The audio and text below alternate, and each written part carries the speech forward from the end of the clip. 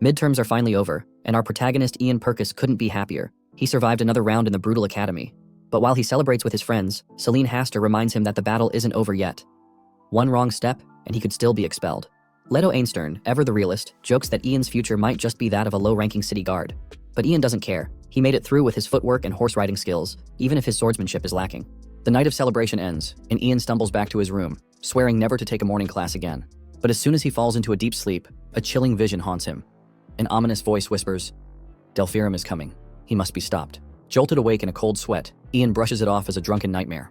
But when he notices an unfamiliar letter on his desk, things take an even stranger turn. The letter, written in elegant handwriting by Cephia, speaks of fiancés, hunting festivals, demonic beasts, and a dream shared across time. The date? A completely different year, one that doesn't even exist. At the end of the letter, if they don't protect the future, the world will end. Ian dismisses it as a ridiculous prank, crushing the paper in frustration. But as he rushes off to class, one unsettling thought lingers. Who would go through the trouble of writing him a love letter? A moment later, in the academy, he was walking quietly when he heard students around him whispering, warning each other not to lock eyes with him. They said he would try to talk to them and ask if he was the crazy one, the one from the rumors. He felt like everyone was staring at him and wondered why he had an axe at his waist. The realization made him feel awkward, and he questioned what the hell was going on.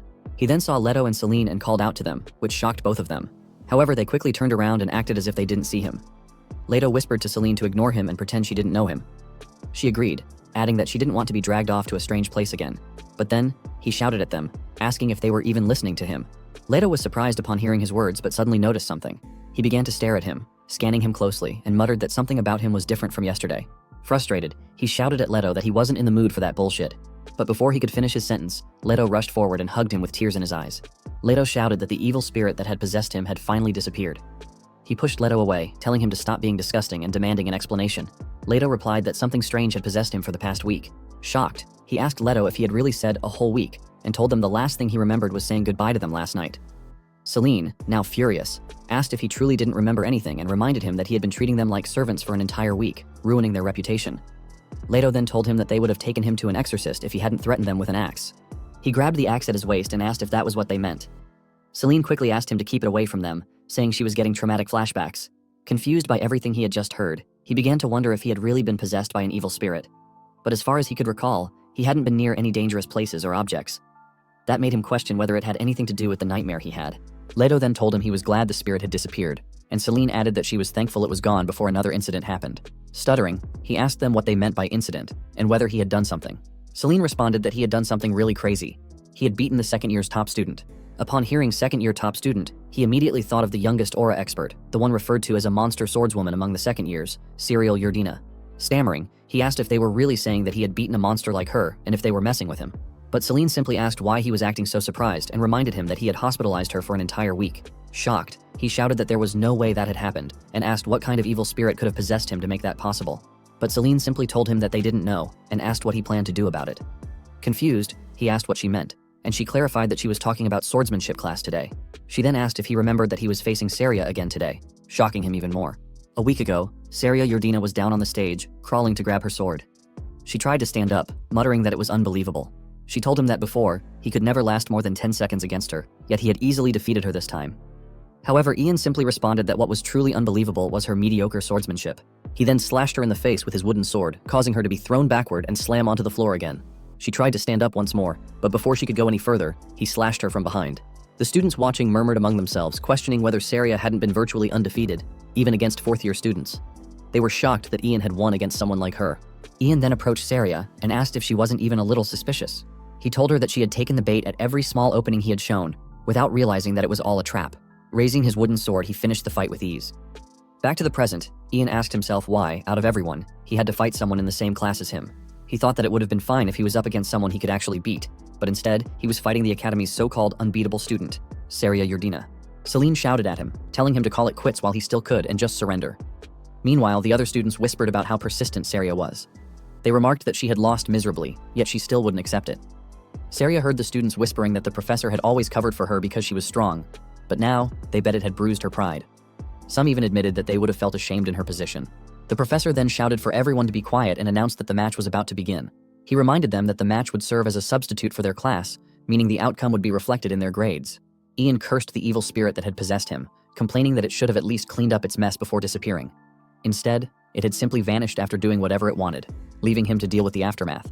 Now, he was left wondering what the hell he was supposed to do. He knew that Saria was the top student, so losing a few marks wouldn't hurt her.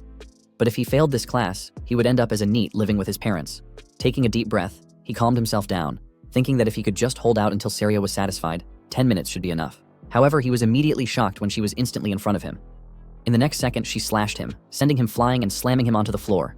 Within an instant, he realized that there wasn't a snowball's chance in hell he would last 10 minutes. He'd be in the hospital within 1 minute at this rate.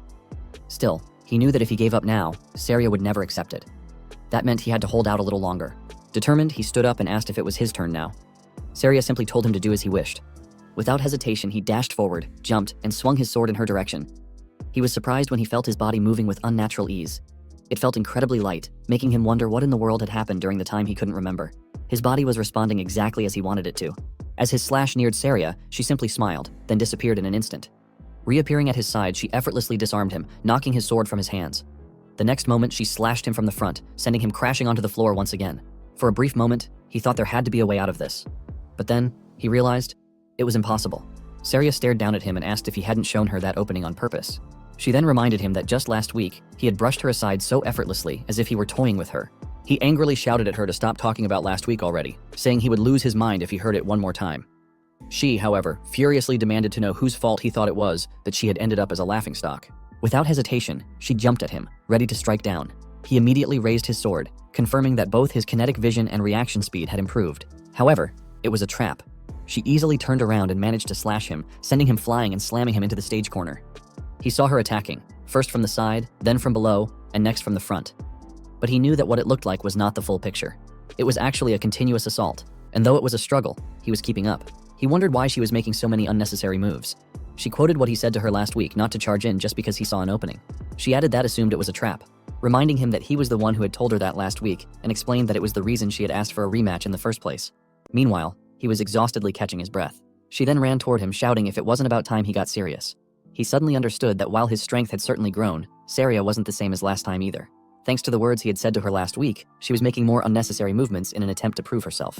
Saria dodged his slash and blocked his next attack. He managed to block her attacks as well as she pushed forward. He thought to himself that he had fought her equally for long enough now, so if he called it quits at this point, Saria wouldn't be able to say anything. She raised her sword and stated that now that he had finally gotten serious, it was time for her to show him what she could do too. He saw her attack coming closer and didn't move from his place, purposely taking the hit and slamming onto the floor. The professor then announced that if Ian didn't give up within 5 seconds, Saria would win. Lying on the floor, he thought to himself that both the possession and this duel with the top student had been the most unbelievable things to ever happen in his life. As the professor began to count down, Ian told himself that he had done what he needed to do to make amends and that it was time to become a normal person again. But then Saria spoke, asking if she was right in thinking that he had taken that hit on purpose just now. She told him not to think he could settle things like that, which shocked him. She then added that if he ended the fight like this, she would request another duel. Even if he refused, skipped class, or tried to avoid her, she would challenge him again and again until he had tasted the same humiliation she had felt. He grabbed his sword and stood up in anger, thinking about how he was struggling like hell right now over something he didn't even remember doing. He then wondered if Saria was seriously treating him like her archenemy just because he had messed with her for a single week. The professor told him that if he wanted to withdraw, now was his chance, then asked if he wanted to stop. Ian replied that he could still go on. The professor agreed and announced that the duel would continue. Saria praised him for standing up again and stated that they couldn't just let things end like that. He smiled, knowing that there was no running away now, and swore to himself that he was going to tear that stubborn pride of hers to pieces again today. He knew that during their last exchange, he had clearly seen the movements of her sword and had been able to dodge without any difficulty. This made him realize that all he had to do was focus. Glaring at her, he swore to completely destroy her pride. As she ran toward him to attack, he simply watched her sword, surprised to find that he could clearly see its trajectory and the timing of her swings. She then leaped into the air, launching a powerful strike at him. But just as her sword was about to hit, he grabbed it with his bare hand, shocking her. His golden eyes burned with intensity as he glared at her and told her that he had caught her. With ease, he threw her sword aside, making her stumble and drop to her knees.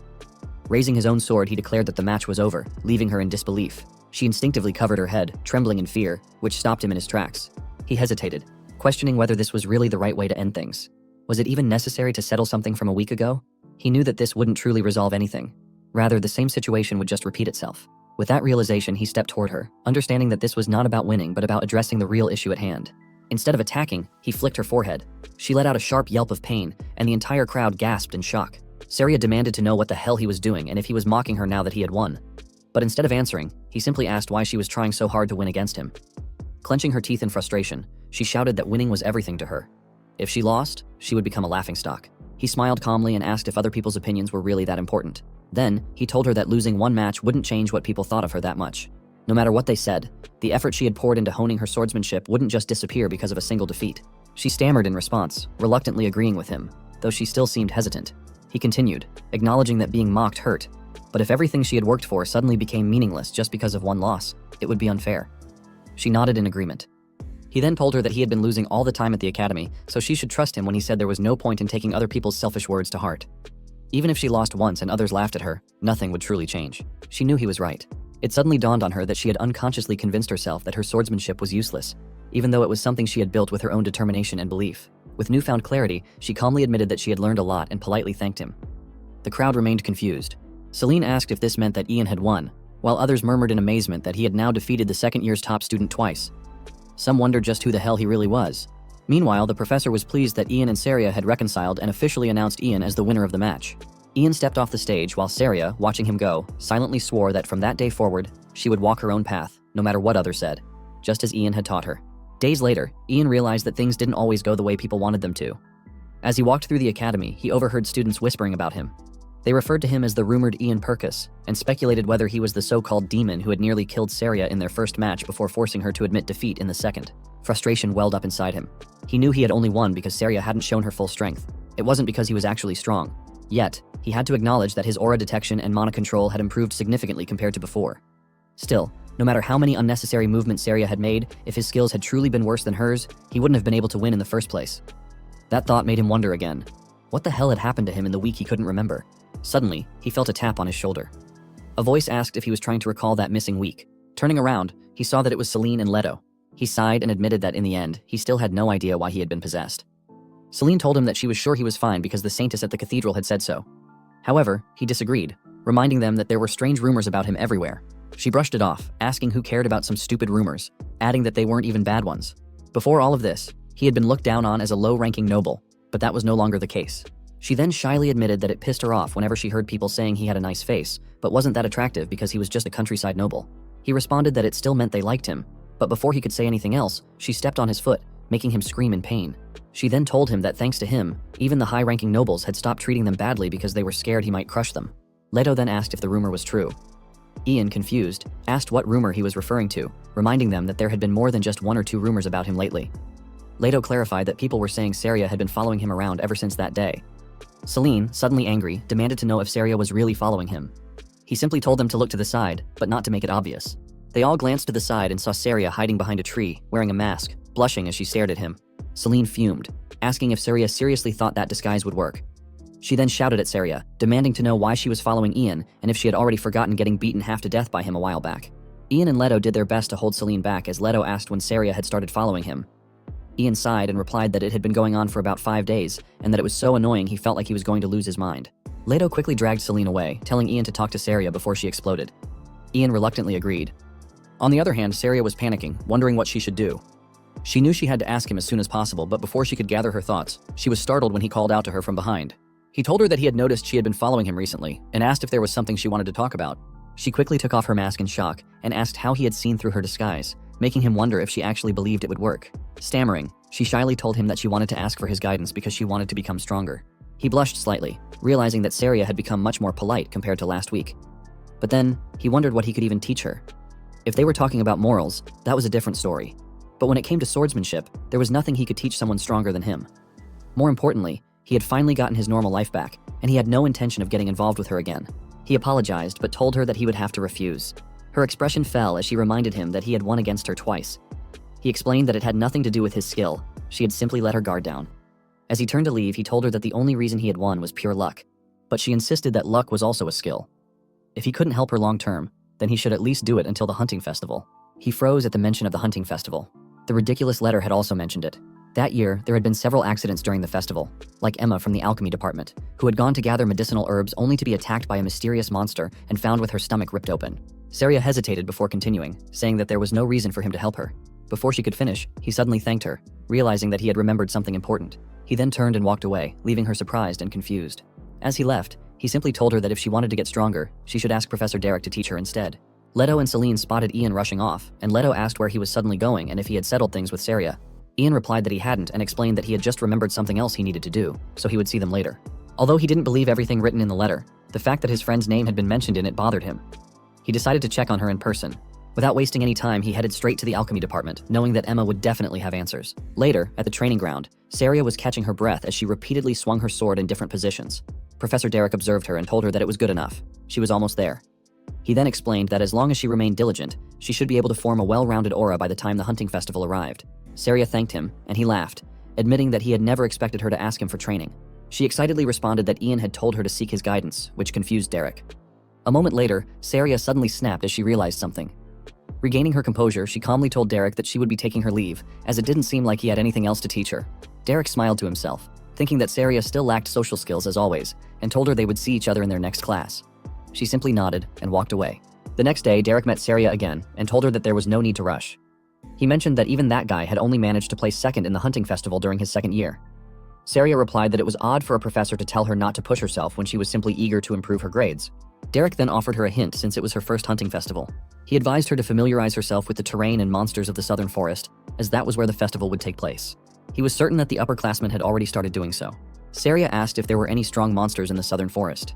Derek explained that while there were hardly any near the entrance, once she made it halfway into the forest, she would start encountering much more powerful creatures. She acknowledged his words and said she would try to go deeper next time, but Derek warned her not to go too far alone. He further explained that although most students could handle the monsters, records showed that as the hunting festival approached, the appearance of terrible monsters became more frequent. At the time of creation, the heavenly god Ars was born alongside light, while darkness gave birth to the evil god Omelos. Together with the flow of time, the heavenly god created the universe, establishing the law that time moves from the past to the future.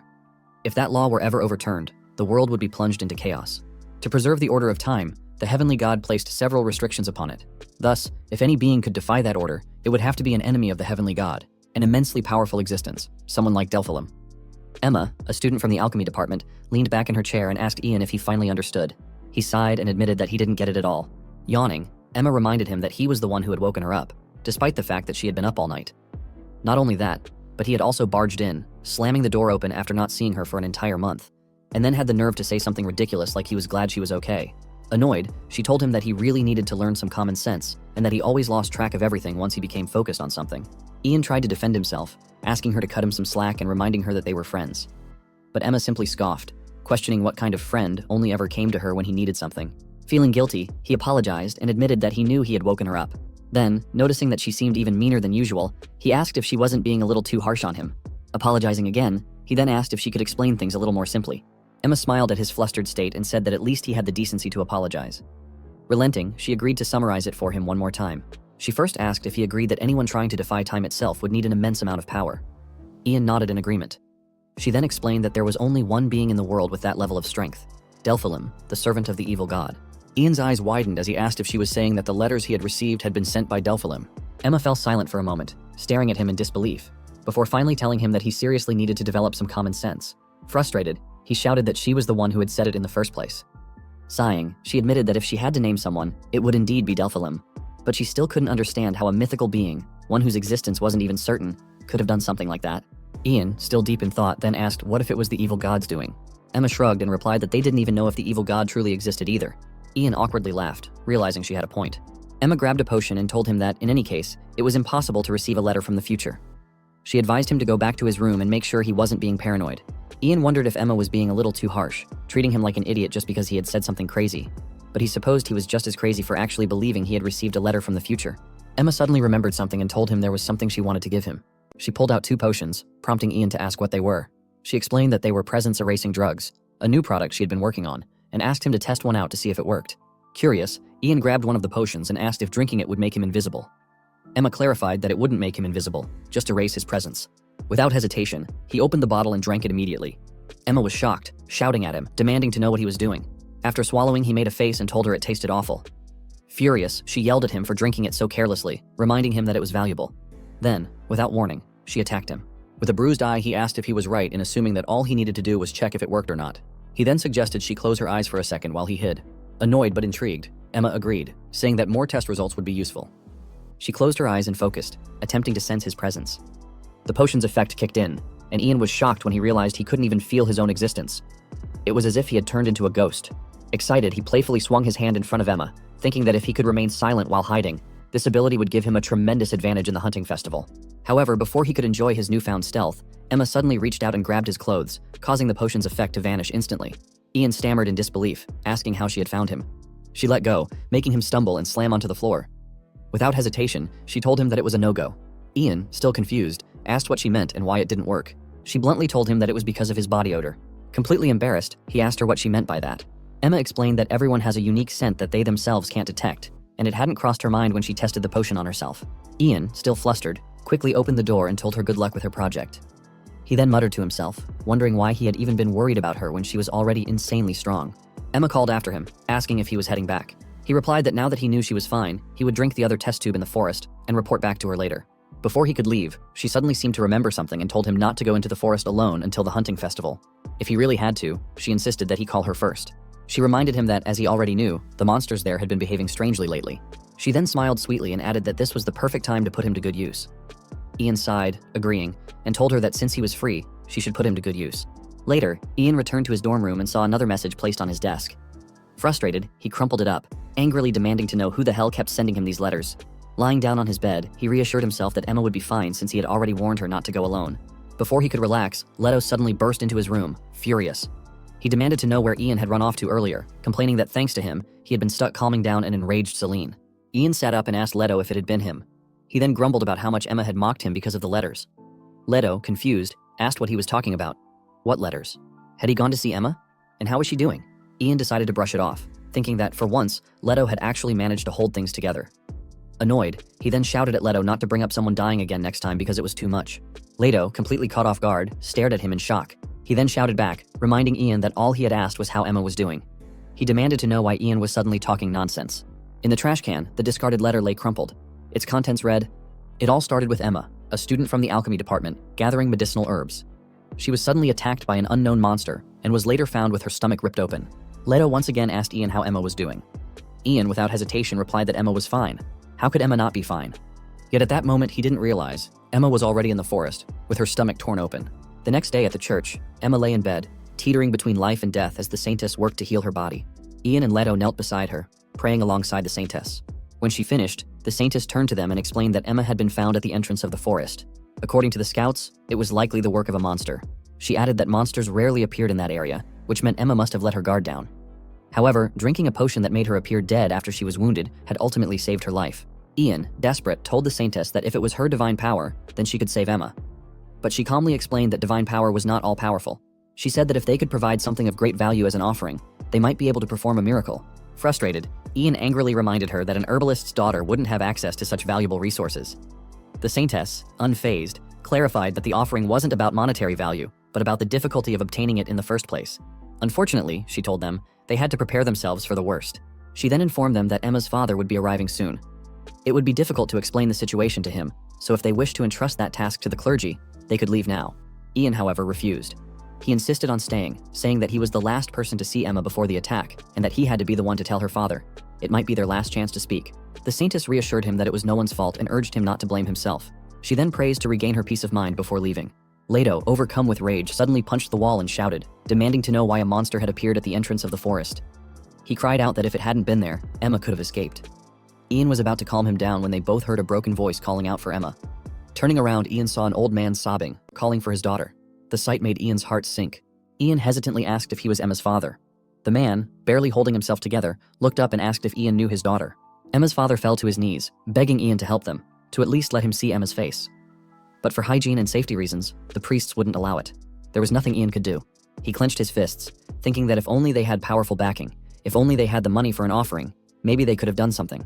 But for countryside nobles like them, all they could do was tell Emma's father that the priests were doing everything they could to heal her. After Emma's father calmed down a little, Ian pulled out a potion. He explained that Emma had given it to him just yesterday, telling him that it was a new potion she was proud to have developed. He said that rather than keeping it himself, Emma's father should be the one to hold on to his daughter's achievement. However, Emma's father refused. Instead, he grabbed Ian's shoulder and begged him to use it. In exchange, he pleaded with him never to forget Emma. Ian stood there, asking himself if there was truly nothing he could do. He thought that he could have prevented all of this. If only he had taken the letter more seriously. If only he had given Emma a clearer warning before he left. He didn't know if the letter was truly from the future, or if the events written in it were real, but he knew one thing. Something about it felt impossible to ignore. Determined, he made a decision. He would find Sepia, the one who wrote the letters, and make sure that the events described in them never came to pass. The next day, Leto gave him a puzzled look and asked who Sepia was, and if Ian had finally gotten a girlfriend. Leto added that he never thought he'd see the day Ian showed interest in a woman. Annoyed, Ian shoved Leto's face away and told him to stop rambling. He reminded him that he had already said he needed to find the person who wrote the letters. Leto asked if he had checked the student register. Ian replied that he had, but there was no record of anyone named Sepia. Leto then teasingly remarked that the name Sepia might be fake and wondered what kind of woman was making Ian that anxious. Ian, irritated, shouted that it was nothing like that and questioned why he would be anxious. Frustrated, he added that there was simply something he wanted to ask Sepia. However, Leto continued teasing, asking if Ian intended to ask Sepia to be his girlfriend, which angered him even more and led him to hit Leto. After getting smacked, Leto finally agreed to stop teasing and instead asked if he was correct in thinking that Sepia was the name of a flower. Ian confirmed this, explaining that it was why he wasn't sure whether it was a real name or an alias. Leto speculated that it was likely a nickname related to the sepia flower and mentioned that the name was fairly common in the north, suggesting that the person might be from that region. Hearing this, Ian suddenly realized something and wondered if the north wasn't the territory of the Yurdina family. Leto then offered to ask around but noted that if Ian was referring to someone from the north, only one person came to mind. Turning to his side, Leto gestured towards someone and remarked that Ian's crazy fan was standing right over there. Ian followed Leto's gaze and saw Saria hiding behind a tree, staring at him. Ian admitted that Saria was the first person he thought of when the north was mentioned. Leto pointed out that the only noble family he knew from the snow-covered north was the Yurdinas. However, Leto couldn't understand why Saria would send a letter under a fake name instead of just speaking to him directly. Frustrated, he shouted at Leto to leave. Approaching Saria, Ian was about to speak when she shyly handed him a bag, explaining that it was compensation for teaching her. When Ian opened it, he was shocked to see a large amount of gold inside. Bewildered, he questioned what she meant by compensation, knowing that the gold was worth far more than expected.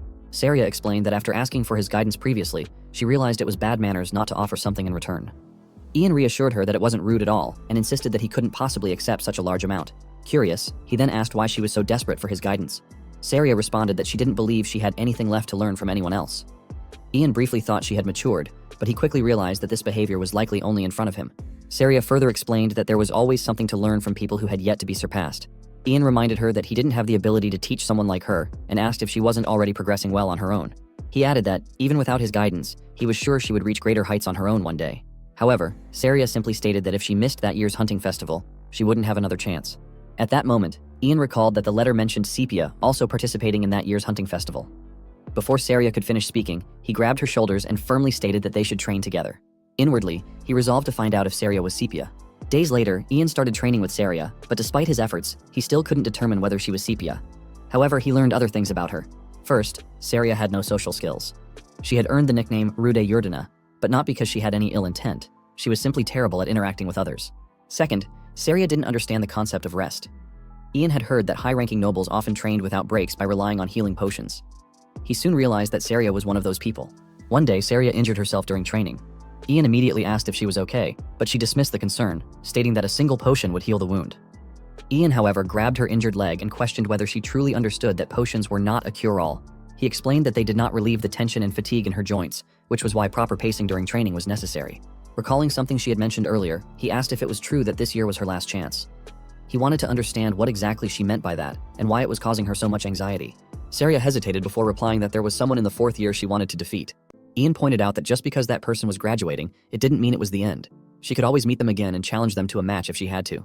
After finishing the bandage on her leg, Saria quietly admitted that the more time passed, the fewer opportunities she had to challenge them. Ian, confused, asked what she meant by that.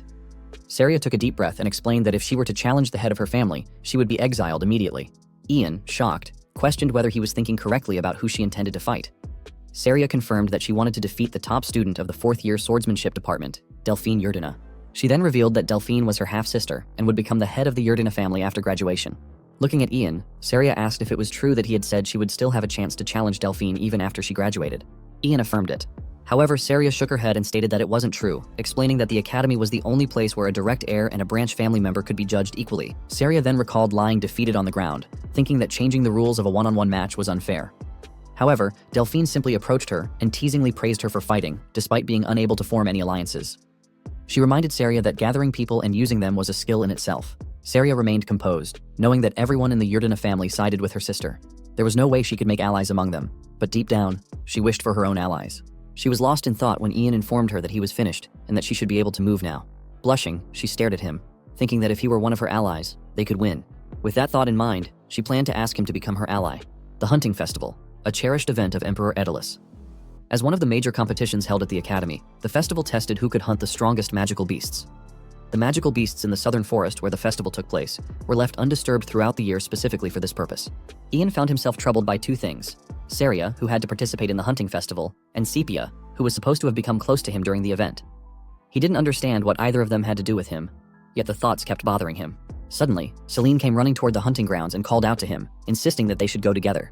Confused, he asked why she was in such a rush, but instead of answering, she shot back a question, asking if he was an idiot. Annoyed, he demanded to know where that came from. Celine then explained that normally, no one would want to train with someone they had just beaten in a match. Ian, unconcerned, responded that it had only been a match and that they had made up afterward. Hearing that they had reconciled, Celine was visibly irritated and questioned whether Saria had been following him around after their match. Ian sighed and explained that Saria had only wanted to ask him something and that she was no longer following him. However, Celine remained frustrated and demanded to know why he was taking Saria's side so much. Without warning, Ian grabbed her face, surprising her. She stuttered, asking what he was doing as he leaned in closer and sniffed her hair. He then asked if she had changed her perfume. Embarrassed, she stammered that it wasn't perfume but possibly the scent of her new facial cleanser. Meanwhile, Ian felt relieved that he had successfully changed the subject. Celine then asked if he knew what practical exercises they would be doing that day, mentioning that it was her first time participating. Ian replied that it would probably involve exploring the forest and learning about the environment. Celine expressed her hope that they wouldn't run into any magical beasts.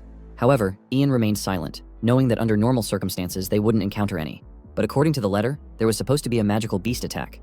A proper response could prevent major casualties, but there was still a high possibility that many people could die. Determined, he resolved to prevent the disaster at all costs, knowing he was the only one aware of the letter's warning. Shortly after, Derek arrived and called for everyone's attention to go over some important points before they began. He reminded them of the student who had recently been attacked by a magical beast at the entrance of the forest. The fact that the beast had come so close to the entrance, despite normally avoiding that area, meant they too might encounter one. He urged everyone to be careful. As Derek spoke, Ian noticed Saria staring at him from the side. Feeling awkward, he looked away, causing Saria to blush shyly. Derek continued, explaining that the forest was dense with trees, making it difficult to swing a sword freely. He advised everyone to remain aware of their surroundings while moving or attacking. Ian stared at Derek's sword, knowing that the magical beasts in the forest were completely accustomed to the terrain. If they encountered them, they would be at a disadvantage. However, Derek then raised his sword and released his aura, explaining that if they were sword experts capable of materializing their aura, it would be a different story. Even if their sword's trajectory was blocked, with each swing, everything in its path would be cut down. Despite this, no matter how skilled a swordsman was, they could never completely ignore the environment. Derek then directed their attention to a tree he had destroyed with his slashes, emphasizing that situations like these could determine whether they won or lost. He lectured them on the importance of maintaining proper distance in battle, which was crucial for swordsmen. Because of this, their training for the day would involve practical exercises using the forest's environment. He then ordered them to form pairs, allowing them to move freely during training. However, due to the recent incident, he warned them not to go near the middle of the forest. If they sensed any danger, they were to prioritize escaping and reporting the situation. Ian knew that if a group of magical beasts were to appear as the letter had warned, staying together would help concentrate their strength and make them easier to deal with. Even so, gathering everyone together without a clear reason would make them look crazy. In the end, all he could do was quickly inform the professor if he spotted any signs of a magical beast attack. Since a battle might break out while he was investigating, he was obviously teaming up with someone. But before he could finish his thought, Celine excitedly called his name and asked if she was right in assuming he would team up with her. Ignoring her completely, he grabbed Saria and declared that they should team up instead, leaving Celine behind in frustration. Deep in the forest. A while later, Ian was walking through the forest with Saria as his partner. They were still within the area Derek had permitted them to explore, but so far, not a single magical beast had appeared. Finding it strange, he asked Saria if she thought it was unusual. She agreed, stating that she hadn't sensed the presence of any magical beasts. As they continued walking, Ian considered that there was no way someone as skilled as Saria at detecting magical beasts would fail to notice their presence. He then suggested that they take a break, but reminded her not to lower her guard. Saria assured him that it wouldn't be a problem. When the sun began to set, they found themselves in the middle of the forest, resting. Saria stood in front of him, seemingly nervous. After a moment of hesitation, she asked why he had chosen to team up with her. He casually replied that it was because they were friends. Surprised, she asked if he was the only one who considered them friends. She then hesitantly asked if she should offer him something in return for being his friend, leaving Ian confused. Stuttering, she suggested that when they returned to the dorms, she could give him gold or something similar. Ian, realizing her misunderstanding, explained that friendship wasn't a transaction. If there was an exchange involved, it wouldn't be friendship but a business deal. He further explained that friends talked to each other, went on walks together, and spent time with one another without expecting anything in return. They were people with whom they could share things they couldn't tell others. Saria then asked if she could pose a somewhat rude question now that they were friends. Ian agreed, curious about what she wanted to ask. He was then completely taken aback when she questioned whether the reason they had ventured so deep into the forest was because his friend had been attacked there, and if it was all for the sake of taking revenge on the magical beasts. Ian, caught off guard, hesitated before admitting that he didn't know. However, Saria pressed him further, asking why he was doing this and what his reason was. Overwhelmed, he snapped and shouted that he had already said he didn't know.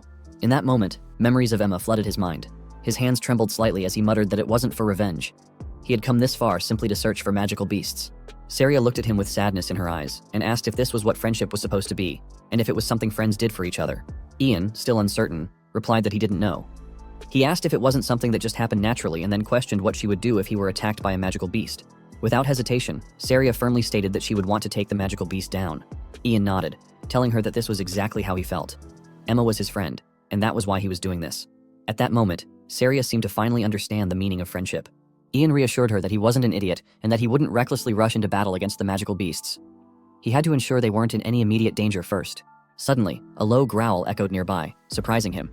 He immediately asked Saria if she had heard it. She, confused, responded that she wasn't sensing anything in particular. However, Ian motioned for her to stay quiet and focused.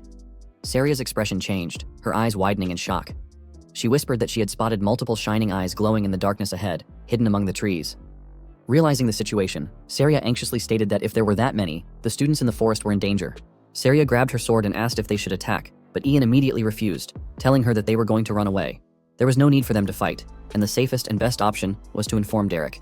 He then asked if she was ready. When she nodded, he shouted for them to run and they sprinted back. A moment later, as they continued running, Ian felt that one of the magical beasts was chasing them. However, given the distance, they should have been able to escape. If they could maintain their pace and alert Derek, that would be the best outcome. But suddenly he stopped when he heard Saria scream. Looking back, he saw her on the ground in pain. He immediately asked if she was all right, and she replied that she thought she had twisted her ankle, the same one she had injured during training. She then told him that she would be fine once she put a brace on it and insisted that since it was her fault, he should leave her behind. Otherwise, the magical beast would catch him too. Ian hadn't expected this to happen and could feel the magical beasts rapidly closing the distance. He then told Saria to go on ahead, which shocked her. She protested, questioning what he was saying when she was the one at fault, but he simply told her not to say such things to her friends. He then ran forward, ignoring Saria's worried calls for him to stop. The forest around him was eerily silent, and he realized that the smaller animals had instinctively sensed the presence of predators and had immediately gone into hiding. Stopping in the middle of the path, he knew there was no need to face the beasts head-on. Instead, he planned to ambush them. Taking out the potion Emma had given him, he drank it all in one go and threw the empty tube onto the ground. His presence immediately began to fade, though he grimaced at the familiar, disgusting taste of the potion. As long as he had it, he would be able to reach them before they noticed him, and that would give him the advantage he needed to deal with them. Next, he rushed to a patch of mud and herbs, applying them all over his body. Since the potion didn't eliminate his scent, he thoroughly covered himself with soil and grass to mask it. Then, he stabbed his sword into a tree, knowing that if he hid somewhere out of sight, the beast wouldn't be able to detect him. Climbing up into the branches, he settled in and looked down, quietly waiting for the beast to come to him. Minutes later, in the silent forest, one of the beasts arrived. Ian immediately noted its features: ashen fur, black eyes, huge fangs, and a body larger than a grown man. The beast exuded magic energy, confirming that it was a demon beast. It seemed confused, sniffing the air, likely because the scent it had been tracking had suddenly vanished. Taking advantage of the moment, Ian jumped down from the tree and rushed toward the beast. It sensed him too late. By the time it reacted, his sword was already stabbing into its head. However, his aura wasn't dense enough to pierce it completely. Realizing this, he used all his weight to force the blade deeper. With one final push, he successfully drove his sword through the beast's skull, killing it. Despite his victory, he was shocked at how difficult it was to take down just one of them. He wondered how many more he could handle before reaching his limit. Hiding in the tall bush nearby, he forced himself to focus. Now wasn't the time to despair. If even one of the magical beasts got past him, Saria's life would be in danger. Swearing to stop them all, he kept his gaze locked on the road ahead. Moments later, the other magical beasts began arriving. Observing them, Ian noted that since they were wolf-like demon beasts, they naturally moved in packs. While he could only see one at first, he could sense the presence of many more surrounding him. They were scattered, searching for him. Based on their movements, he estimated that at least 5 of them were prowling the area. Taking the opportunity, he rushed toward one of them and stabbed it before it could alert the others. The beast howled in pain. Ian tried to push his sword deeper, but its skin was too tough to pierce through completely. With no other choice, he attempted to slash it instead, but the beast dodged and countered by biting his hand. He was about to scream in pain but stopped himself, knowing that if he raised his voice, the other magical beasts would surround him. Clenching his teeth, he lifted his other hand, gripping an axe, and swung it down onto the beast's head. He raised the axe again and struck once more, finally killing the second magical beast. Looking at the axe, he realized how useful it was in close combat. His senses had also become much sharper since he had been possessed by the evil spirit. His reaction time had definitely improved, just as it had when he fought Saria. Whatever the reason, he acknowledged that the evil spirit had done something beneficial for him. He started to believe that in this state, he could take down any number of magical beasts. Back at the starting point, Celine furiously threw her sword to the ground, shouting that Ian pissed her off. Frustrated, she repeatedly stomped on her sword while yelling about how dare Ian choose to team up with that woman instead of her. She continued ranting, declaring that she was so mad and that she bet Ian and Saria were off having a romantic date in the forest. However, her tantrum was interrupted when Saria arrived, panting and panicked, urgently calling out for Derek. Derek rushed over and immediately asked what had happened. Saria, still catching her breath, managed to explain that there were a large number of demon beasts and that Ian had stayed behind alone to protect her after she got injured. For a moment, Derek was stunned in shock. However, he quickly composed himself and assured her that he understood the situation. He ordered her to stay put and wait while he rushed into the forest, promising that he would save Ian. Celine and her teammates were thrown into a panic. Meanwhile, Saria struggled to stand up, but the pain from her injury overwhelmed her. She collapsed onto her knees, gripping the ground as she pleaded for Ian to be safe. Deep in the forest, another magical beast walked forward and found 4 of its fallen kin lying in the same position.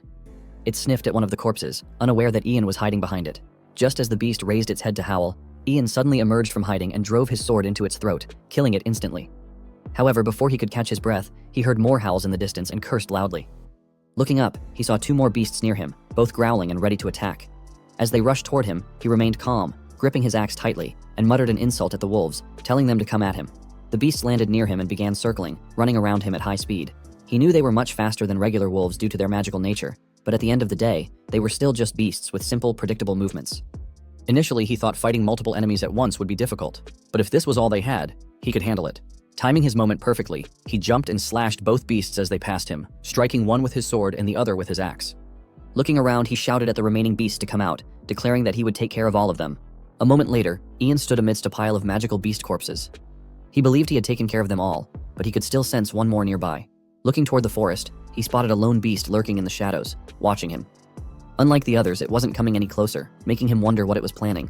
Was it trying to set up a trap, waiting for him to make a mistake? Leaning against a tree to catch his breath, he admitted that it was surprisingly clever for a beast.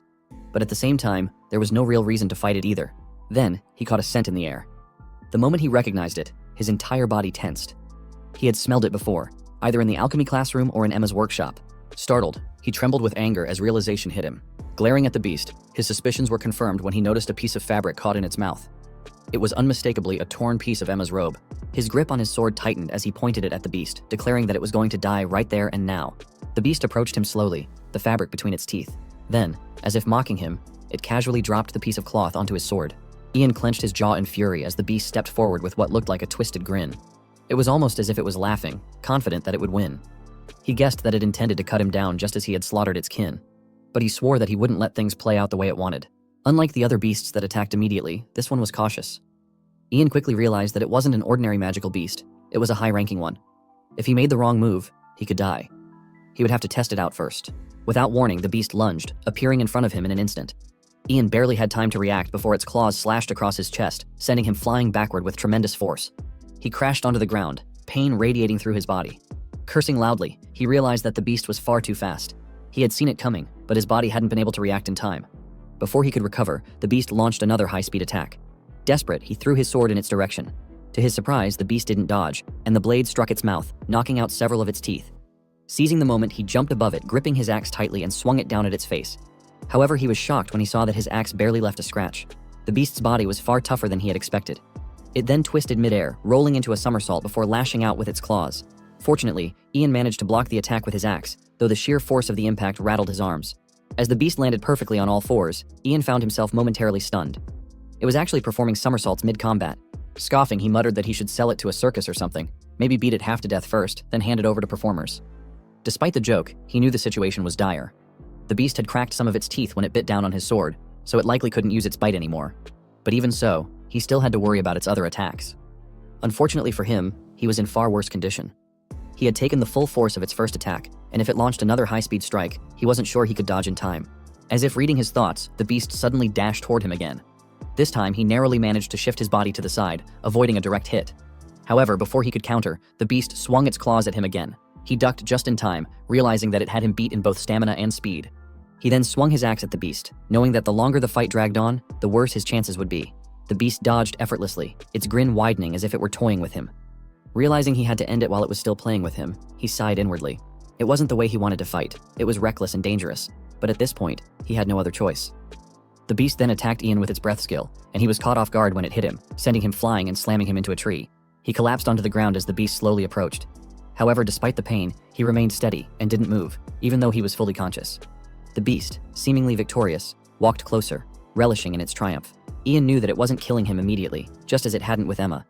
It had played with her, ripping her belly open as though it were toying with its prey. As the beast prepared to slash his stomach the same way, it suddenly let out a piercing scream of pain. Blood dripped onto Ian's feet as he successfully drove his sword into its throat. Using the last of his aura, he forced the blade deeper.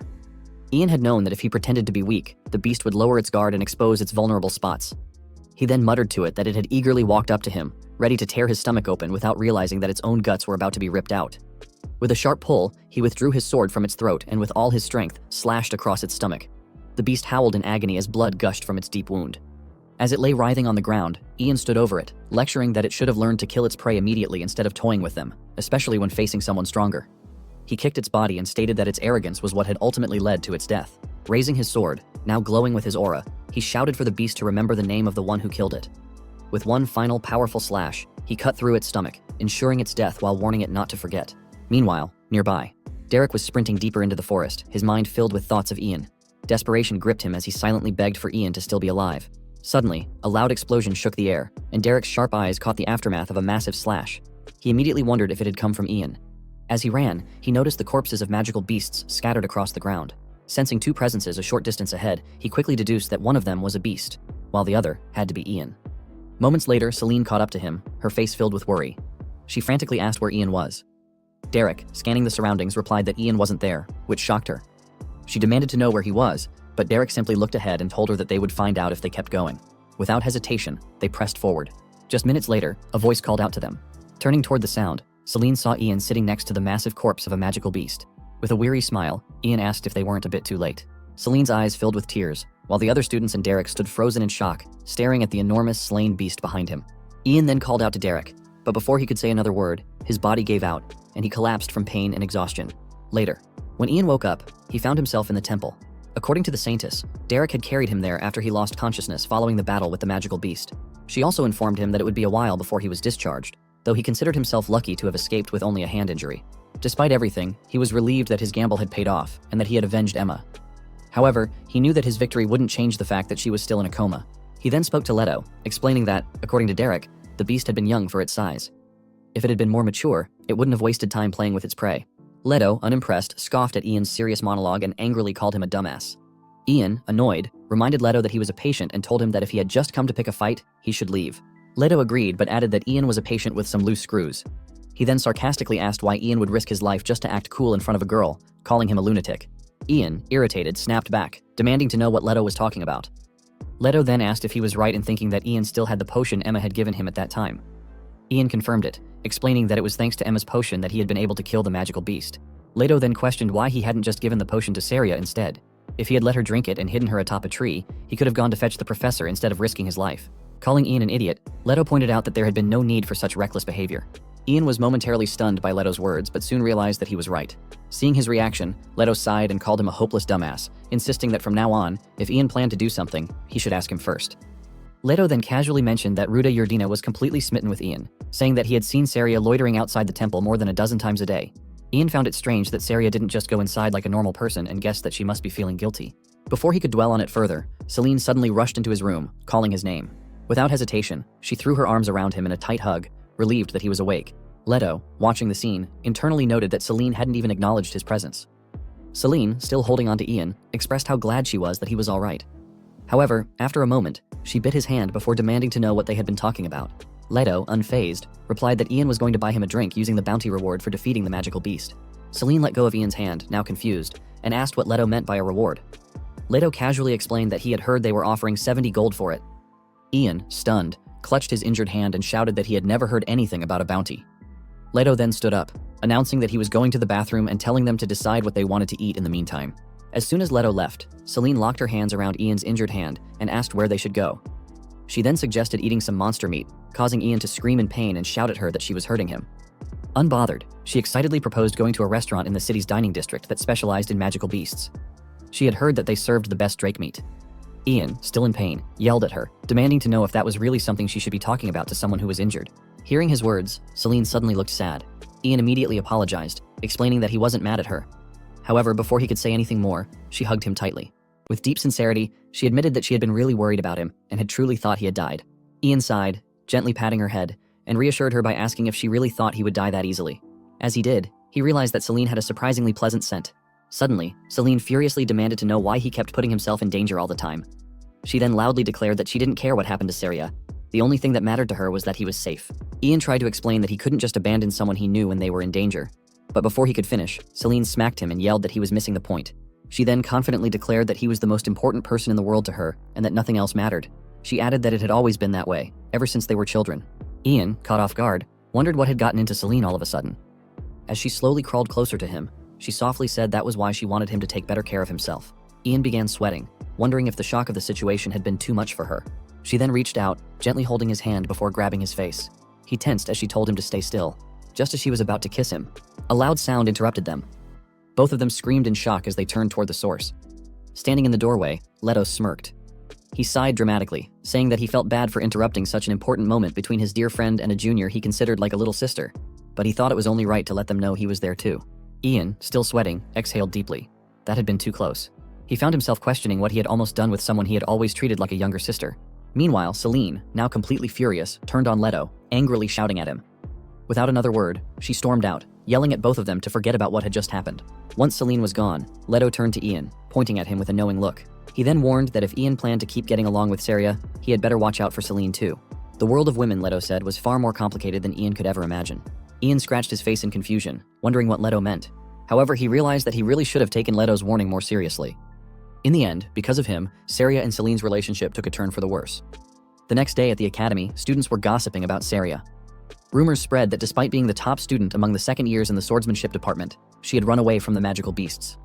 Whispers circulated, saying that the esteemed senior Saria had been paired with a real talent, yet she had turned out to be all talk and no substance. Saria ignored them, knowing they weren't wrong. It was true that she had run away. It was also true that Ian had been the one to defeat the magical beasts. She couldn't deny it. She thought about how Ian hadn't even needed to fight. It had been her mistake, her responsibility. Yet Ian had taken the battle upon himself, and even told her not to call it her mistake in front of their friends. Her mind replayed the moment when Derek had carried Ian's unconscious body on his back, urgently calling for an emergency response. She remembered Derek shouting for the temple to prepare for an operation immediately. Ian had nearly died because of her. She found herself wondering why Ian had risked his life for her. In the past, she wouldn't have been able to answer that question. But now, she felt like she understood. At least a little. Ian was the first person she had ever felt comfortable around. No matter how harshly she spoke or how much she complained, Ian never scolded her or pushed back, as if simply being was enough. As if it was okay for her to just be herself. Before she realized it, she had begun to feel something unfamiliar. She didn't want to lose him. Maybe, just maybe, she could finally understand, just a little, how Ian must have felt when he faced the beasts. Just as she didn't want to lose Ian, he hadn't wanted to lose her, because friends don't want each other to die. At the temple, Saria entered the temple and hesitated at the door, peeking inside Ian's hospital room. As she saw him resting on the bed, a realization struck her. Ian was the first friend she had ever made in her life. Gathering her courage, she shyly approached him and, after a brief hesitation, stuttered as she asked if he had been well. Ian replied that he was fine and that he hardly felt any pain now. Hearing that, Saria let out a small sigh of relief, saying she was glad to hear it.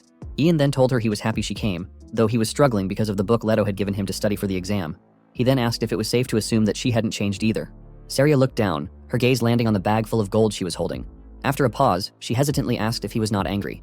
Ian, confused by the question, realized she was worried about what had happened. He asked why he would be angry when there was nothing for him to be mad about. Saria's expression brightened, and she excitedly asked if he was really not angry. Ian noticed how her emotions seemed all over the place, but reassured her not to worry too much, reminding her that it was only natural for friends to help each other. Hearing those words, Saria smiled. Ian then pointed to the bag she was holding and asked if it was compensation again. Saria immediately shook her head and explained that it was the reward money Derek had given her, the official reward for defeating the magical beasts. She handed it to him, saying that Derek had told her to give it to him as soon as possible. Ian looked at the gold inside the bag, his voice slightly unsteady as he asked if it wasn't too much. Suspicious, he then asked if she had added extra. Saria simply looked away. Realizing what she had done, Ian sighed and pushed the bag back to her, telling her that there was no need to insist it was his reward for saving her life. He added that her life wasn't something that could be bought with gold, so she should take the extra amount back. Saria was startled when their hands accidentally touched, her face turning shy at the unexpected contact. Suddenly, Celine's voice rang through the room as she excitedly called Ian's name, greeting him with a cheerful good morning. However, The moment she saw Saria standing there, her expression immediately darkened. Her mood shifted in an instant, and just as Saria was about to thank her, Celine deliberately pushed past her and ignored her completely, heading straight to Ian's bedside. Ian, stunned by Celine's behavior, asked her why she had done that. Meanwhile, Saria had been knocked off balance and had fallen to her knees on the floor. Saria slowly stood up, brushed herself off, and with a calm smile said that she would be taking her leave since she hadn't finished her morning training yet. Celine, still fuming, then coldly called Saria a rude, impudent brat. Her voice was sharp as she then asked Saria whose fault she thought it was that Ian had ended up in the hospital in the first place. Ian shouted at Celine, demanding to know why she was being so mean. However, Celine dismissed his concern, telling him to forget about Saria and focus on deciding what they were going to eat when he got discharged. He then recalled Leto lecturing him about how the world of women is far more complicated than he could imagine. For the first time, he wondered if this was what Leto had meant. Still frustrated, Ian told Celine that she was missing the point, but she simply declared that the matter was settled and that they were going out to eat as soon as he could leave. Meanwhile, Saria walked out of the temple, clutching the bag of gold tightly. Her head was lowered, and her expression was filled with sadness. Not far from the temple, a student named Lupin noticed Saria and sneered. Turning to his friends, he commented that Saria was even more of an eyesore than before and suggested that they should completely crush her. Lupin continued, complaining that he had already barely tolerated the way Derek pampered Saria just because she was the top student. But now, she had abandoned her friend and run away alone. Raising his voice, he declared that Saria was a disgrace to nobility. Lupin then asked his friends if Saria had any weaknesses and insisted that they needed to crush her completely once again. However, one of his companions, Teen, hesitated. He turned to Lupin and asked if he was sure about this. He reminded Lupin that no one should mess with the Yurdinas. One wrong move, and they would retaliate. He urged everyone to behave themselves. Suddenly, a voice interrupted them. A woman approached, commenting that she had just overheard a very interesting conversation. With a confident smile, she added that if they had time, she could tell them something about Saria. Lupin, irritated by the interruption, demanded to know who the hell she was and shouted at her not to butt into their conversation. Before he could continue, Teen quickly ordered him to stop and asked the woman what exactly she wanted to tell them. Still smiling, the woman removed her hood and calmly stated that the information was about Saria's birth. She then assured them that they wouldn't have to worry about any retaliation from the Yurdinas, because she could personally guarantee it. The next day, Ian visited Emma, standing by her bedside and staring at her sadly. Regret weighed heavily on him as he thought that if only he had believed the contents of the letter, this could have been prevented. He had already confirmed that 2 of the events written in the letter had come true: the attack on Emma and the magical beasts appearing in the forest. This meant that there was a high probability that the next prediction, the appearance of a monster at the hunting festival, would also come true. If the letter referred to it as a monster, then it must be even stronger than the magical beasts he had just fought. Clenching his fists, he acknowledged that if that were the case, he wouldn't be able to stop it alone. He had no choice. He had to ask Derek for help in defeating it. As he stood by Emma's bedside, the Saintess called out to him, surprised to see him. She asked if he had come to visit Emma, thinking he had already been discharged. Ian replied that he had just stopped by for a bit before heading out. He then asked her about Emma's condition. The Saintess explained that with continued treatment, they could keep Emma alive, but that didn't mean she would recover. As she began her daily healing session for Emma, Ian suddenly recalled something she had mentioned before. He reminded her that she had once said a valuable offering could completely cure Emma. Curious, he asked what kind of offering she had meant. The Saintess calmly replied that it had to be an object containing high divine power or strong magical energy. Usually, the remains of valuable magical beasts were used for such offerings. However, she added that not only were such materials rare, but it would also be extremely difficult for Emma's father to obtain one. Ian tightly gripped his hands and asked if a high-ranking magical beast would suffice. He mentioned that he had heard one was worth around 70 gold. The Saintess, however, regretfully informed him that it wouldn't be enough. If she had to estimate, she believed that an adult of that magical beast species might be sufficient. Ian nodded in understanding and thanked her for the explanation. He then excused himself, saying he had to leave. The Saintess agreed, but assured him that she believed Emma would experience a miracle soon. She encouraged him to continue watching over her with faith. As Ian walked away, he couldn't help but wonder if the monster mentioned in the letter would be strong enough to serve as an offering.